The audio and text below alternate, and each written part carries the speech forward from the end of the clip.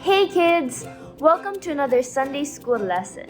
But before we start our session for today, I'm going to ask you guys some questions about last week's lesson. So I'll say the question and then I'll pause for you guys to answer, and then I'll say the answer afterwards. Is that okay? Let's see how many you can get right. Okay, so the first question is, where did Jacob go? So where did Jacob go according to our lesson last week? He went to Haran, to the house of his uncle Laban. That's right. Okay, second question. Why did his parents send him there? You got it. It's to find a wife. Third question. What was God's promise to Jacob when he was sleeping?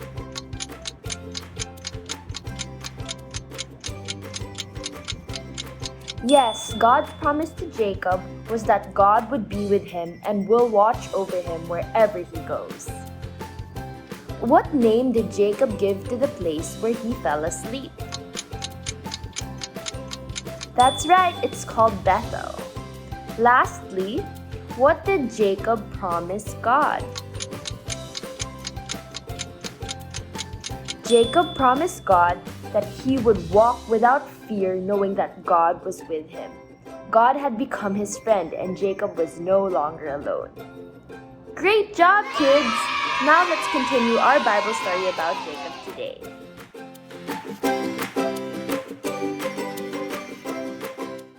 Hi kids! Our Bible story for today is, drumroll, Jacob meets Rachel. So let us begin. Day by day, Jacob walked through valleys and mountains towards the city of Haran. He felt tired, hungry, and thirsty. There was still a long way to go. But Jacob thought of God's promise and knew God was near him. One day, Jacob stood on top of a hill and looked down into the valley. He saw several herds of men with their flocks. Jacob walked towards them and asked, "Where are you from?" "We are from Haran," they answered. Jacob was really happy. Haran! That was where he wanted to go. "If you are from Haran, do you know Laban?" he asked. "Yes, we do," they said. "Look, that's Rachel, Laban's daughter, with her father's flocks. We are waiting for all the flocks to gather. Then we will lift the heavy stone from the well and let our animals drink." When Jacob looked at Rachel, he liked her very much. She was tall, beautiful, and had bright eyes. He immediately rolled away the stone which covered the well and let Rachel's sheep drink first. Then Jacob kissed Rachel and began to weep with joy that he had arrived. He said, "I am Jacob, the son of Rebekah, your aunt." Rachel was very surprised to meet one of her cousins at the well. She ran home and told her father about it. When Laban heard the good news, he came out of his house to meet his nephew Jacob. Even though Jacob didn't bring any gifts, Laban invited him into his house. They treated Jacob well. Meanwhile, Jacob noticed something in Laban's house that could not be found in his parents' house. Laban had idols inside his house. His family worshipped idols. "I will never worship idols," Jacob decided in his heart. "I will only worship the true God who talked to me at Bethel." Soon, Jacob had lived in Laban's house for a month. He helped whenever he was needed. What he did best was take care of his uncle's flocks, because he had always done that at home. One day, Laban said to Jacob, "Even though you are my nephew, you don't have to work for nothing. Tell me what I shall give you for the work you do for me." Laban had 2 daughters. Leah, the oldest one, was not pretty. Rachel, the youngest one, was very beautiful. Jacob loved Rachel very much. Therefore he said to Laban, "I will work for you 7 years in order to have Rachel for my wife." "That is all right with me," Laban answered. For 7 years, Jacob worked very hard keeping his uncle's flocks. He stayed outside with the sheep and the goats. He watched and cared for them day and night. During the daytime, it was very, very hot, and at night it got very cold. When wild animals would catch a sheep or one of the goats, Jacob had to fight them. If a sheep was torn up by a lion, Laban made Jacob pay for it. He never accepted an excuse. The 7 years did not seem very long to Jacob. He loved Rachel and longed for her to become his wife. At last the day came when Jacob was to be married to Rachel. Laban invited all his relatives to the wedding feast. The bride was hidden under a beautiful veil, but when the night was over and morning came, Jacob saw that he had married Leah instead of Rachel. Jacob was very angry and disappointed. He had worked for his uncle, but he had deceived him. Jacob ran to his uncle and shouted angrily, "I have worked for you for 7 years to have Rachel. Why did you give me Leah instead? You have deceived me." Laban only answered, "It is not our custom to let the youngest daughter marry before the older one. I will give you Rachel also, if you will work for me for 7 more years." In this way, Jacob got 2 wives. He loved Rachel more than Leah, and his family was not a happy one. The Lord saw that Leah was not loved by Jacob. Therefore, God helped Leah, and she was the first one to give birth to a son. Later, she had 5 more sons and a daughter. This made Leah very happy. But Rachel did not have any children for a long time. That made her jealous of Leah. After waiting for a long time, God remembered Rachel, and she also had a son. His name was Joseph. This was the son that Jacob loved the most. How happy my father Isaac would be to see Joseph, he thought. I thought I could go home. I do not want to be in Haran any longer working for Laban. But his mother had not sent him any news about whether Esau was still angry with him. Jacob didn't know that his mother had already died. Jacob felt he could not wait to go home any longer. So he went to Laban and said, "Give me my 2 wives and my 11 children. I want to go back to my home country." But Laban did not want to let him go, because from the time Jacob had come to him, the Lord had blessed Laban's family. "Stay with me a bit longer," Laban pleaded. "Tell me what I should give you for the work you have done." Jacob said, "Very well then, let me go through all your flocks and remove every speckled or spotted sheep, every dark-colored lamb, and every white-speckled goat. They will be my wages.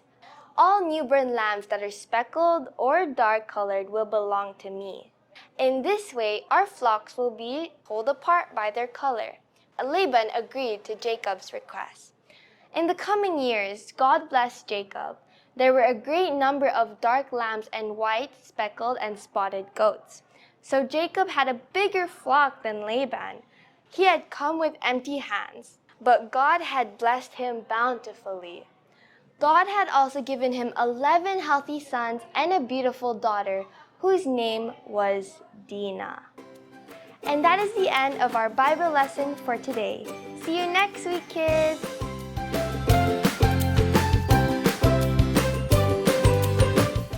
Hello children, so as you all know, when Jacob watched over the flocks year by year, he had plenty of time to think. But now the question is, what did he think? Maybe he thought of his father Isaac and his mother Rebecca. Maybe he thought of God who had given him promises. Here are our questions we will reflect on for today. So our first question is, what had God promised him? And our second question is, did Jacob receive all the promises in Haran? I'll give you some time to reflect on those. In Haran, Jacob faced many problems. He worked hard day and night until finally he could have Rachel to be his wife. But Laban deceived him by giving Leah first instead of Rachel. In spite of this, Jacob still experienced God's blessing. He had 12 children, he owned lots of flocks and herds. God even blessed Laban through Jacob. In Haran, Jacob learned that men can deceive. Once, he had also deceived his father and his brother, but God had never deceived him. Whenever Jacob prayed to God during his difficult years, God listened to him and helped him.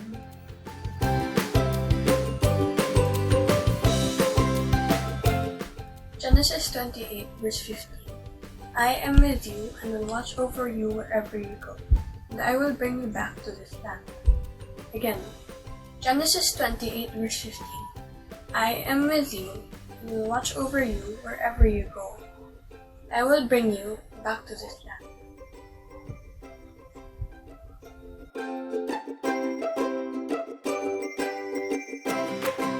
Hi kids, it is now time for arts and crafts, and today's craft will be about the Bible story where Jacob, who faced a lot of problems in his life and was even deceived by his own uncle, in spite of that, he still experienced God's blessings, and God never deceived him once and kept his promises. So the craft we'll be making today are the blessings God has given Jacob.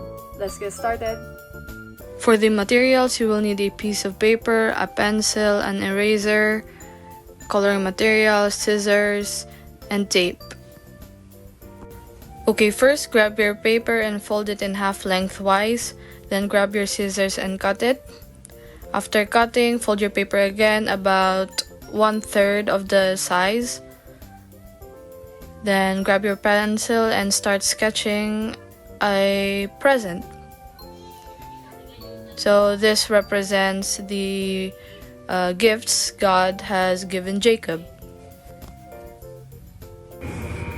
Then grab your black colored pencil or pen or marker, whichever you prefer, and start lining your sketch.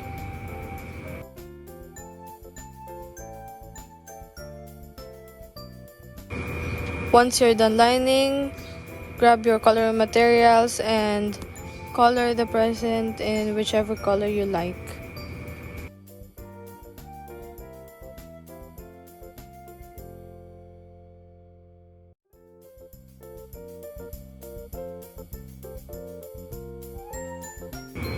Once you're done coloring, grab your pencils again and start sketching a person, which represents the children that Jacob has, the sheep, and a camel.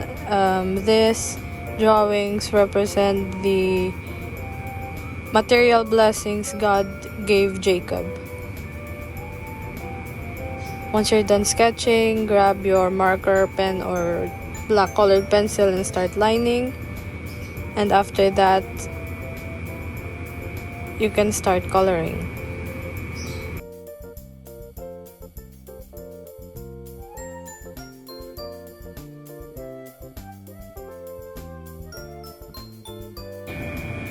Once you're done coloring, unfold your paper and grab your scissors, then start cutting the upper portion.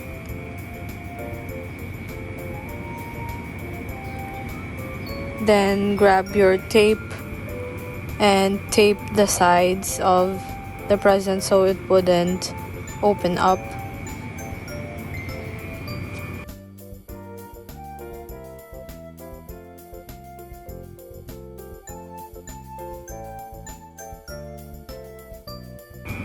Once you're done taping both sides, get the other part of the present and insert it inside and pull it so it seems like you're opening up the present. That's all. Bye!